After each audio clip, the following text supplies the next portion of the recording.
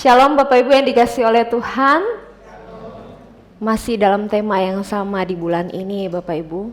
Dan di tema hari ini kita akan sama-sama belajar bagaimana melenyapkan ketakutan. Katakan lenyapkan ketakutan. Melenyapkan ketakutan. Saudara, hidup di dalam dunia yang penuh dengan ketidakpastian dan ketidaksempurnaan seringkali menjerumuskan hati dan pikiran kita pada ketakutan-ketakutan yang ada. Hari-hari ini apakah ketakutan kita, Bapak Ibu? Banyak orang yang bilang mereka takut akan sakit penyakit. Ada yang takut akan masa depan. Kita nggak tahu masa depan kita seperti apa nanti. Ada yang takut dengan kesendirian. Mungkin bagi orang-orang tua di masa tuanya. Ada perasaan takut, ditinggalkan anak, dan lain sebagainya. Ada takut perasaan gagal, takut ditolak, takut hidupnya tidak bermakna. Banyak sekali ketakutan-ketakutan. Tapi saya mau sampaikan ini bagi kita dan firman Tuhan katakan bahwa ketakutan itu tidak berasal dari Tuhan. Justru menjadi penghalang terbesar dalam kehidupan iman kita. Dan hari ini kita belajar Bapak Ibu, bahwa hidup di dalam kasih yang sempurna tidak ada tempat bagi ketakutan. Sekali lagi saya garis bawahi, hidup di dalam kasih yang sempurna tidak ada tempat bagi ketakutan. Mari kita buka firman Tuhan dari 1 Yohanes 4.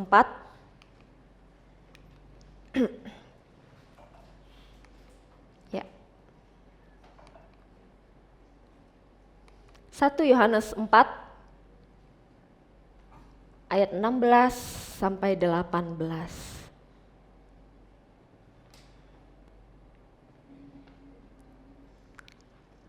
Satu Yohanes 4 ayat 16 sampai 18.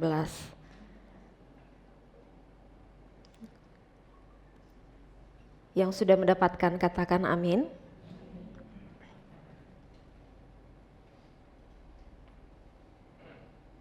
Apakah sudah mendapatkan semuanya?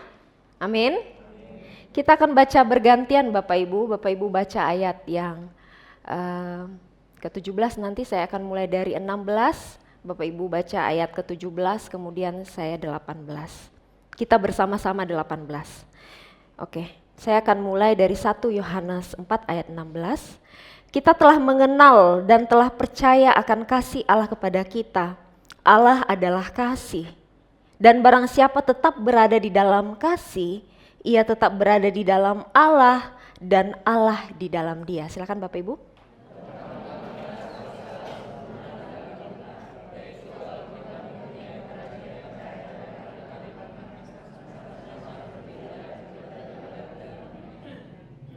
Kita baca bersama-sama 1, 2, 3. Di dalam kasih tidak ada ketakutan. Kasih yang sempurna melenyapkan ketakutan. Sebab ketakutan mengandung hukuman. Dan barang siapa takut, ia tidak sempurna di dalam kasih.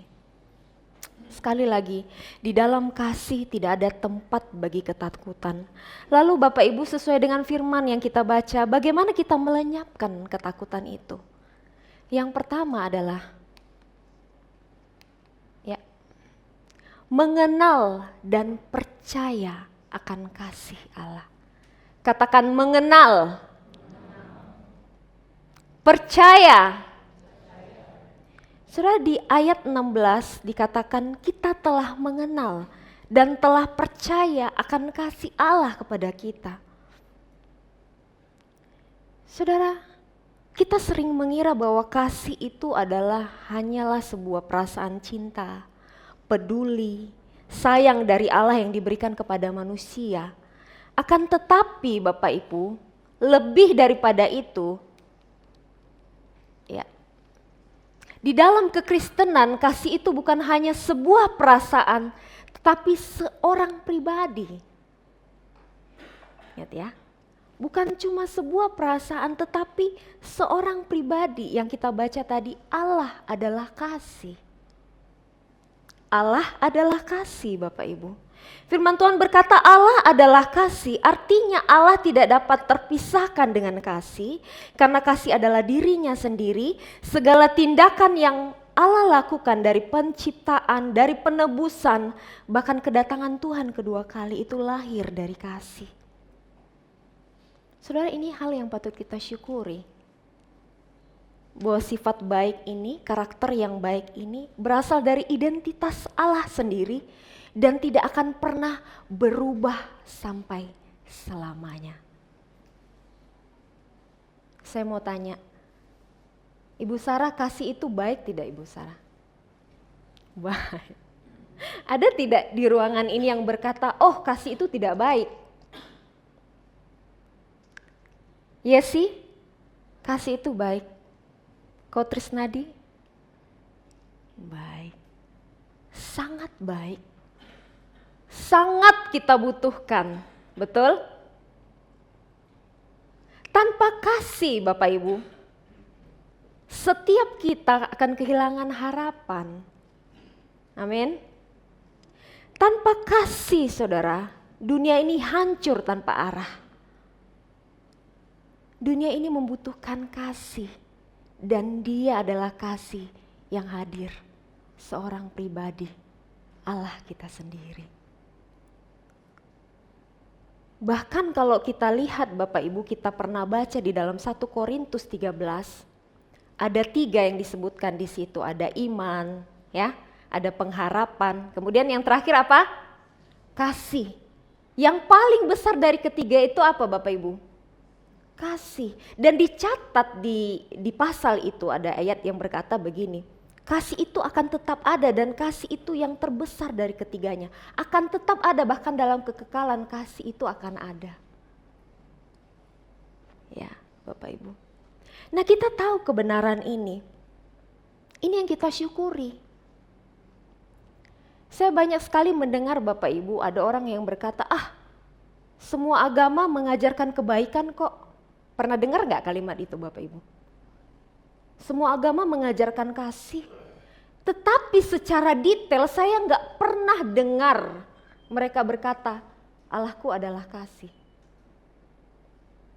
Dia adalah pribadi itu sendiri, kasih itu sendiri. Dan di dalam kekristenan kita belajar bahwa Allah itu adalah kasih. Amin.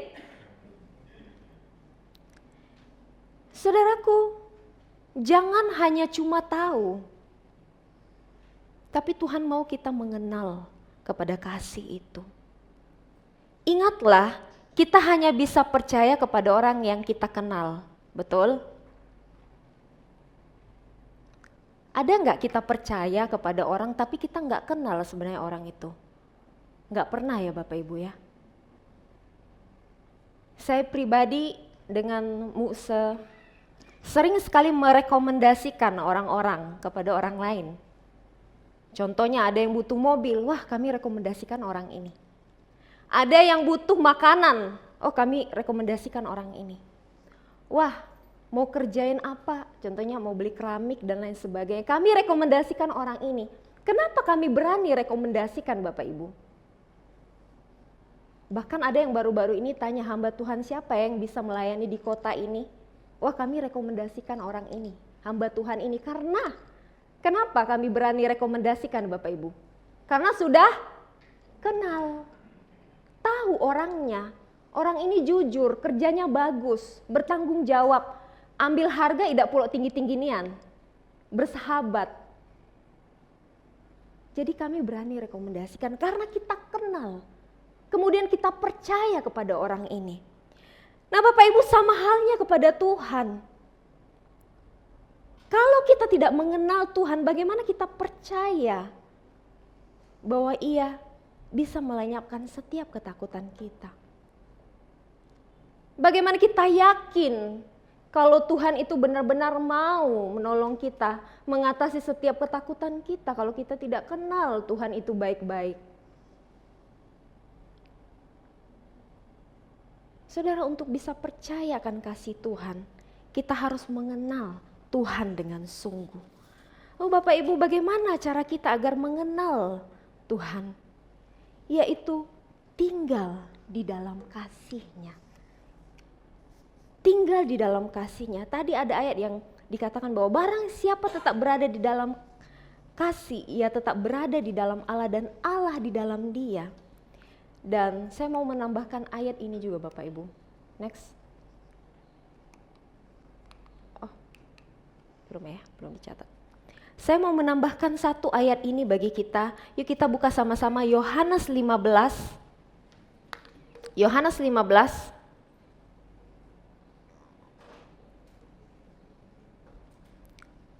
Ayat 9 sampai 10, Bapak Ibu.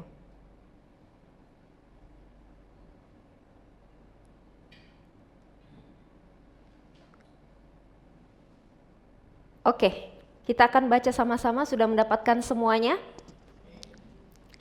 1, 2, 3. Seperti Bapa telah mengasihi aku, demikianlah juga aku telah mengasihi kamu. Tinggallah di dalam kasih-Ku itu. Jikalau kamu menuruti perintah-Ku, kamu akan tinggal di dalam kasih-Ku, seperti aku menuruti perintah Bapa-Ku dan tinggal di dalam kasih-Nya. Saudaraku, Tuhan mau kita mengenal Dia dengan cara kita tinggal di dalam kasih-Nya. Ya, firman Tuhan tadi dikatakan, tinggallah di dalam kasih-Ku itu. Nih Bapak Ibu, tinggallah di dalam kasih-Ku itu. Saudara, saya mau tanya Bapak Ibu, siapakah orang yang paling mengenal saya saat ini?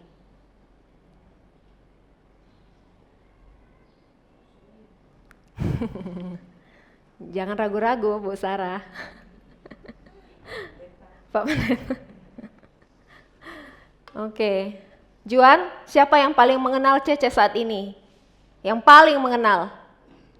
Ko Ming Ming. Oh, lagi nggak ada di depan. Jangan salah tunjuk orang, Juan. Oke, Ko Ming Ming adalah suami saya sendiri, Bapak Ibu. Kenapa dia kenal dengan saya, Bapak Ibu? Dia tinggal bersama dengan saya, serumah. Dia paling tahu diri saya melebihi orang lain. Saya mungkin banyak sharing dengan orang-orang, ada teman, tapi enggak sepenuhnya. Yang paling kenal saya adalah suami saya yang tinggal dengan saya, yang sehari-hari bersama saya. Bangun pagi, lihat muka istri, itu terus yang dilihat, muka istri setiap pagi. Kalau bangun, Bapak Ibu. Dia paling tahu apa hal jelek yang ada dalam diri saya. Dia paling tahu kebiasaan saya itu apa, Bapak Ibu. Dan akhir-akhir ini saya punya hobi baru.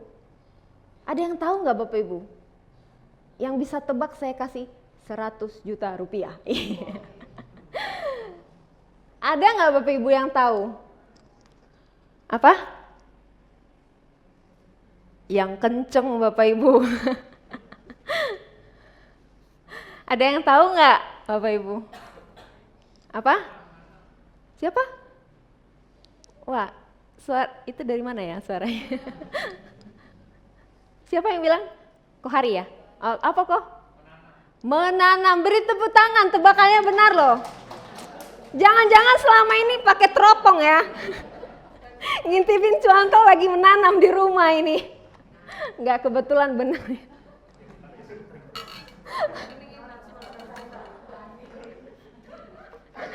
Aduh, Cak Mano ini 100 juta. Tunggu ya.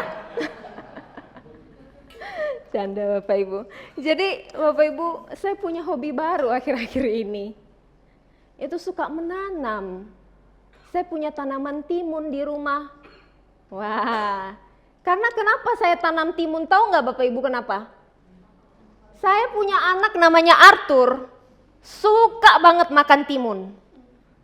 Lucu nggak Bapak Ibu? Makan timun bukan dimasak, lalapan. Mentah-mentah dimakan begitu aja. Suka.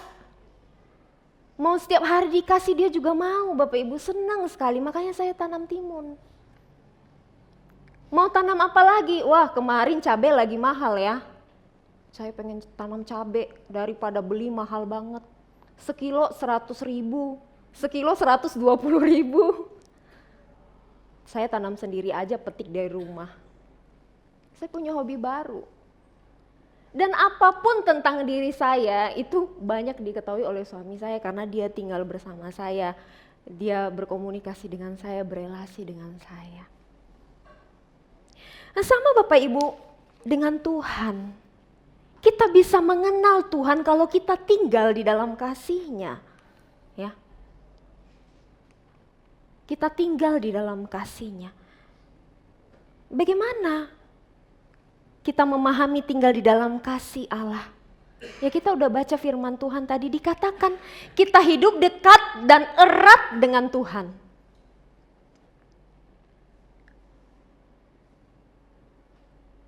Hidup dekat dan erat dengan Tuhan.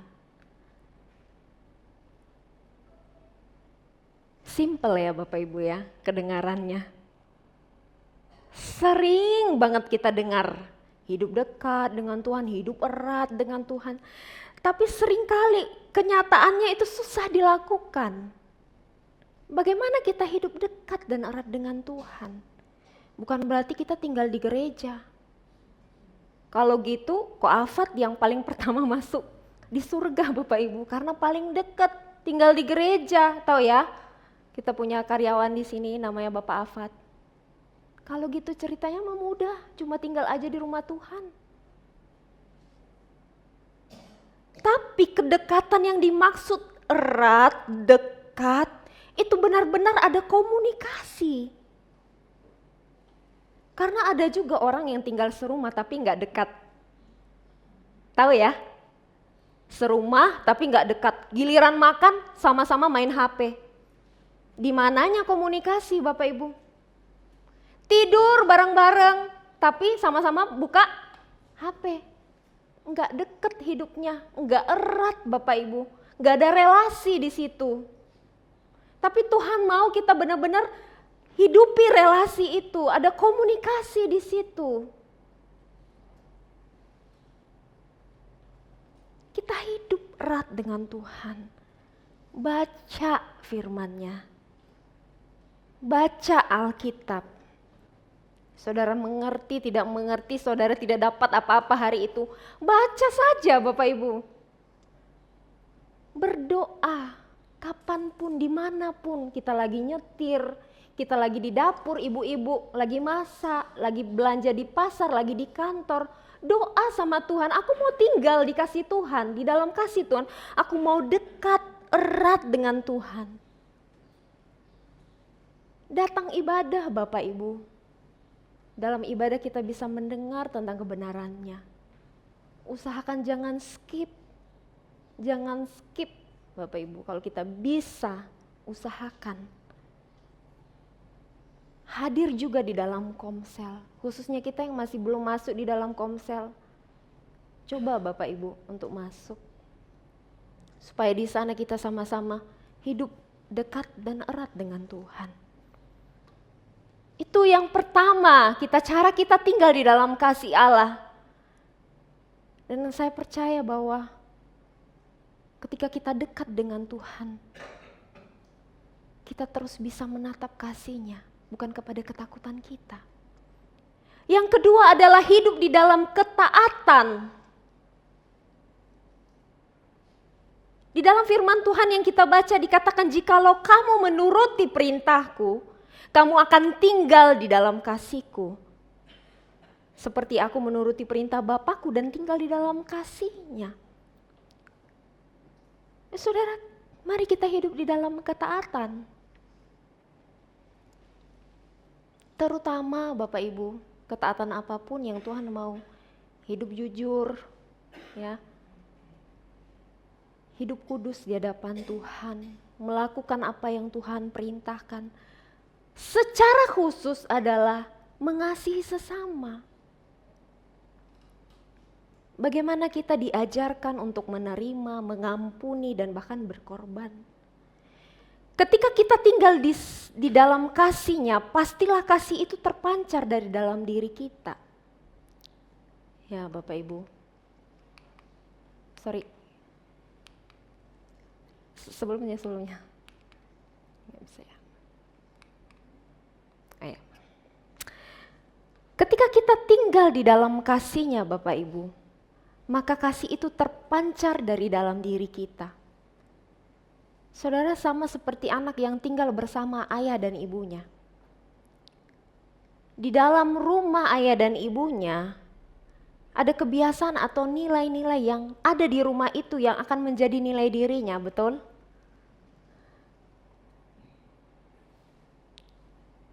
Anak kami Elin Bapak Ibu selalu suka protes. Dia bilang, kok teman-teman aku main HP gak pernah dibatasi? Waduh, anak remaja ya pengennya main HP banyak. Iya, tapi kalau Elin di sini dengan papi mami akan batasin Elin bermain HP. Itu untuk kebaikan Elin. Dia suka keberatan kadang-kadang. Nilai di rumah temennya beda, nilai di rumahnya beda. Itu kalau Elin tinggal di rumah papi mami punya aturan, punya nilai, punya kebiasaan yang kita sama-sama akan ikutin. Sama Bapak Ibu, ketika kita tinggal di dalam kasih Tuhan, ya, maka sifat nilai yang sama akan menjadi nilai kita. Kasih yang Tuhan miliki, yang Tuhan berikan, itu kita hidupi juga. Dan kita pancarkan kepada dunia. Ya samalah seperti pepatah berkata, buah jatuh tidak jauh dari pohonnya. Walaupun sekarang banyak diplesetin ya itu ya. Kita jadi buah yang jatuh tidak jauh dari pohon. Kita punya Bapa di surga yang penuh dengan kasih, maka kita adalah anak-anaknya juga harus penuh kasih. Nah itu yang Tuhan mau Bapak Ibu. Sekali lagi setelah kita tinggal kita bisa mengenal. Setelah kita mengenal kemudian kita bisa percaya kepada Tuhan. Saudara percayalah ketika kita mengenal Tuhan ya. Tuhan mengasihi kita dengan kasih-Nya yang tak bersyarat. Kasih yang dicatat dalam ayat yang kita baca itu adalah kasih agape. Kasih yang tidak bersyarat Bapak Ibu. Ya. Kasih inilah yang membuat kita tidak perlu takut menghadapi apapun. Karena Tuhan sudah menjamin hidup kita sampai pada kesudahannya. Amin. Itu yang pertama. Yang kedua adalah, next slide. Ya. Kalahkan ketakutan dengan keberanian sejati. Katakan keberanian. Saudara, dalam konteks firman ini ketakutan yang dimaksud adalah takut akan hukuman dari Tuhan. Ini dalam konteks firman yang kita baca. Takut akan hukuman dari Tuhan di hari penghakiman. Ya, ketakutan tersebut bisa meliputi apa? Perasaan tidak layak di hadapan Tuhan, perasaan takut mengecewakan Tuhan dengan perbuatan kita, perasaan takut kurang cukup baik sebagai anak-anak Tuhan. Next slide. Ya. Nah, seringkali jadinya Bapak Ibu motivasi kita taat kepada Tuhan hanya didasarkan pada ketakutan akan hukuman, bukan pada kasih. Saya kurang tahu Bapak Ibu, hari-hari ini kita taat sama Tuhan, kita memberi persembahan, kita melayani Tuhan. Takut kita melakukan itu semua apakah karena kita takut Tuhan hukum kita atau sebenarnya itu bentuk kasih kita sama Tuhan? Hati-hati Bapak Ibu, ya. Hati-hati. Ada yang bilang nanti, oh kalau saya nggak taat, saya nggak persembahan, saya nggak pelayanan, maka nanti dihukum Tuhan. Benar nggak Bapak Ibu itu? Ibu Lili benar nggak itu? Wah saya nggak taat, saya nggak pelayanan, nanti dihukum Tuhan. Berarti kalau gitu banyak yang dihukum Tuhan nih, ada yang belum pelayanan. Tidak benar Bapak Ibu, seperti itu ya. Semua yang kita lakukan saat ini bukan karena kita takut dihukum, tetapi semuanya adalah wujud kasih kita kepada Tuhan. Respon ucapan syukur kita atas kasih Tuhan kepada kita. Kita hidup taat, melayani dan lain sebagainya saudara, sebagai wujud pertobatan kita di hadapan Tuhan. Bukan karena, ya, bukan agar ya Bapak Ibu, tetapi karena kasih Tuhan. Dan setiap kali kita merasa bahwa Tuhan sepertinya menghukum aku, saudara, itu adalah pikiran yang salah, ya. Sekali lagi, hukuman dosa Tuhan sudah selesaikan bagi kita di kayu salib. Amin. Itu sekali untuk selamanya. Dan bukan hanya dalam takut akan penghakiman. Dan bahkan saya berkata begini Bapak Ibu, kalau ketakutan akan penghakiman saja, Tuhan katakan kamu gak usah takut, kamu berani aja, aku sudah menjamin engkau. Apalagi ketakutan-ketakutan yang lain ya saudara, yang cuma sementara, ketakutan sementara di dunia ini, yang seperti saya sebutkan tadi. Tuhan katakan kalahkan itu dengan keberanian. Kalahkan itu dengan keberanian sejati, kita memiliki damai tanpa rasa gemetar kita hadapi. Saudara, banyak gak orang berani tanpa Tuhan? Ada gak orang berani tanpa Tuhan? Atau dia bisa menghilangkan ketakutannya dengan cara-cara duniawi, bisa gak Bapak Ibu? Dan ketakutannya hilang ternyata. Bisa gak? Bisa, sangat bisa. Ya itu disebut tekad pribadi ya menurut saya ya. Dan mungkin itu membantu sementara. Tetapi sebenarnya sangat melelahkan. Ketakutan itu bisa kembali lagi. Malah mungkin semakin besar. Saudara, bagaimana kita mendapatkan keberanian sejati? Next slide. Ya.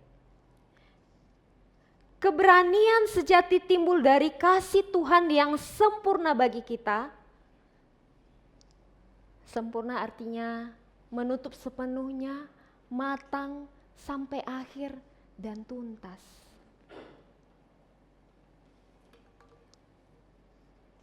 Bapak Ibu, keberanian sejati timbul dari kasih Tuhan yang sempurna bagi kita. Kasihnya yang sempurna sangat cukup, malahan lebih. Sudah mengisi tangki cinta kita ya Bapak Ibu ya. Kekosongan kita yang tidak bisa diisi oleh siapapun, dan itu hanya bisa diisi oleh Tuhan kita. Dan dengan mendapatkan kasih yang sempurna itu, saudara percayalah keberanian itu akan muncul dengan sendirinya. Dan kita pasti berani menghadapi apapun bersama dengan Tuhan. Kuncinya adalah di sini Bapak Ibu. Ada ayat yang kita baca tadi. Di dalam kasih tidak ada ketakutan. Kasih yang sempurna melenyapkan ketakutan. Seorang tidak bisa menjadi berani jika ketakutannya belum lenyap, bukan? Keberanian sejati kita dapat karena Tuhan sendirilah yang melenyapkan ketakutan itu bagi kita. Saudara, kasih yang sempurna melenyapkan ketakutan bukan berarti mengurangi.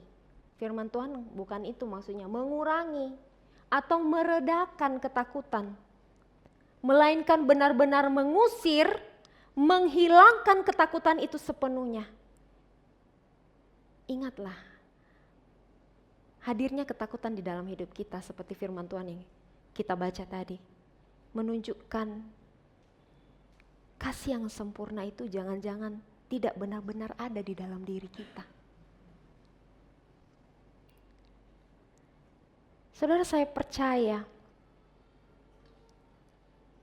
ketika terang masuk di dalam sebuah ruangan, maka kegelapan tidak akan bisa menguasainya. Amin. Anggaplah terang itu adalah kasih itu sendiri. Gelap itu adalah ketakutan. ketika Tuhan menyinari hidup kita dengan kasih-Nya, maka ketakutan itu tidak bisa menguasai diri kita. Next. Ketika kasih Allah memenuhi hati kita, ketakutan tidak punya ruang untuk tinggal. Ketika kasih Allah yang sempurna memenuhi hati kita, ketakutan tidak punya ruang untuk tinggal. Saya akan menutup khotbah ini dengan sebuah video cuplikan Bapak Ibu.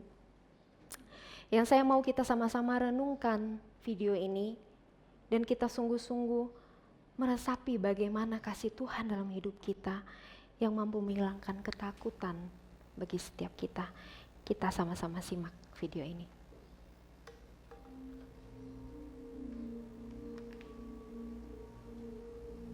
My dad has always liked fixing things.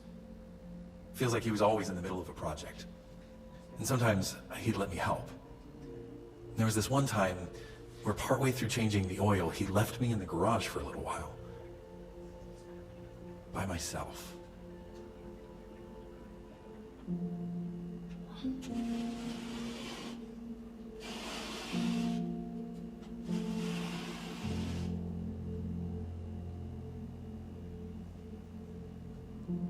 Ya, anak ini melihat oli ya Bapak Ibu ya. Kemudian dia mulai sentuh. Oh, dia pikir mungkin ini mengasihkan Bapak Ibu. Jadi kemudian dia mulai happy bermain dengan oli itu.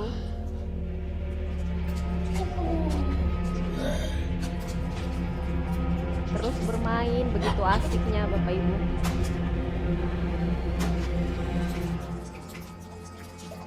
Sontak dia sadar Bapak Ibu. Oh, gimana cara hilangin ini ya? Dia mulai takut. Takut. Dia mulai cemas Bapak Ibu.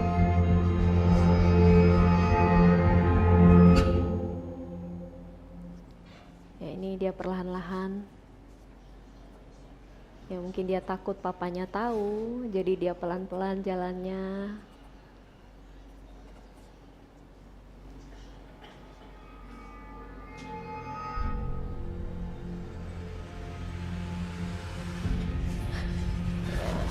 Dia begitu ketakutan, dia begitu cemas, dia berpikir bagaimana cara untuk menghilangkan oli ini Bapak Ibu. Pakai tisu, waduh, pakai kain, semuanya dia pakai segala cara untuk menghilangkan. Dan pada akhirnya dia mendapati dia nggak bisa menghilangkan.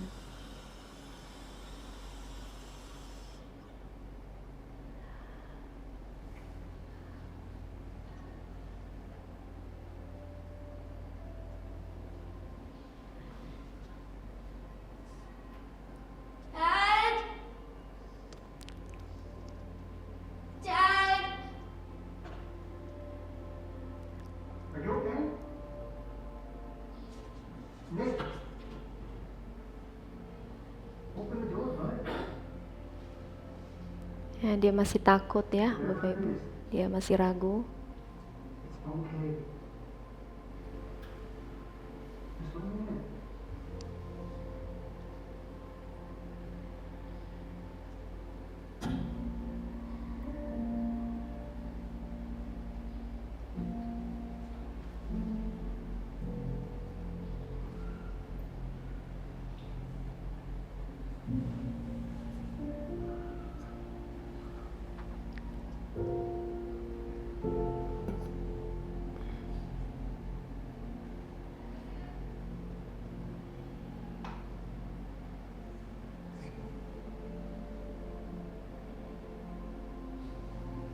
Ya, papanya hanya mengulurkan tangan dan memeluk dia.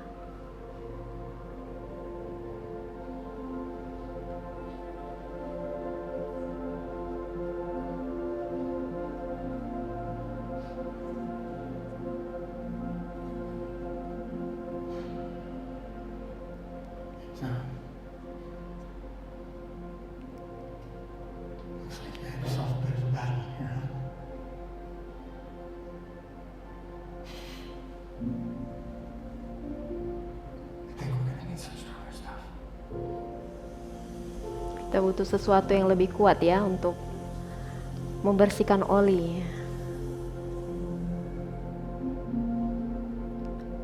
Ayahnya membantu membersihkan dengan kasih yang begitu luar biasa.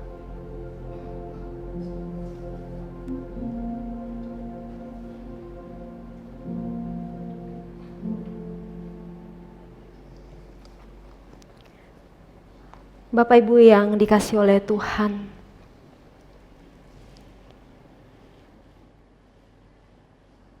ketakutan apapun yang kita alami hari ini, ketakutan kita akan dosa-dosa yang kita perbuat,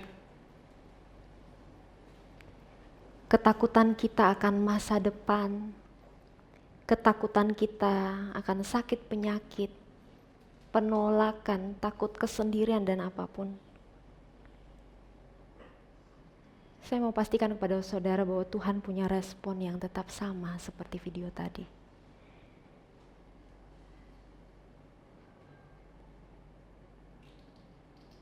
Jika hari-hari ini kita tenggelam di dalam ketakutan, kita frustasi di dalam ketakutan kita mungkin sudah melakukan berbagai cara untuk mengatasinya, untuk mengatasinya Bapak Ibu. Mungkin ketakutan kita justru semakin parah, justru semakin memperburuk keadaan. Saudara, saya mau katakan, berhentilah, dengarkanlah suara Tuhan. Bukan suara ketakutan kita. Dan Tuhan akan berkata sama, apapun itu, ketakutan apapun itu, tidak apa-apa. Tuhan bilang it's okay. Kamu akan baik-baik saja. Dan saudara tahu di akhir video itu dikatakan, bapaknya berkata kita butuh sesuatu yang lebih kuat. Dan saudara tahu sesuatu yang lebih kuat untuk mengalahkan ketakutan kita adalah kasih-Nya bagi kita. Kasih-Nya yang mampu melenyapkan ketakutan kita. Kasih-Nya yang mampu menuntun kita untuk menghadapi ketakutan kita. Tuhan paling tahu cara untuk menghadapi setiap pergumulan kita. Untuk itu Bapak Ibu, setiap kali kita takut, Tuhan lagi ketuk pintu. Datang sama Tuhan. Datang sama Tuhan. Berani datang kepada Tuhan. Ceritakan setiap ketakutan kita.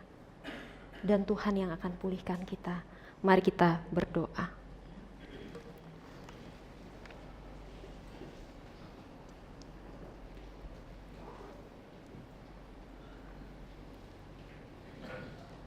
Terima kasih Tuhan untuk kasih-Mu yang begitu sempurna. Terima kasih Tuhan untuk cinta-Mu yang tidak bersyarat bagi kami.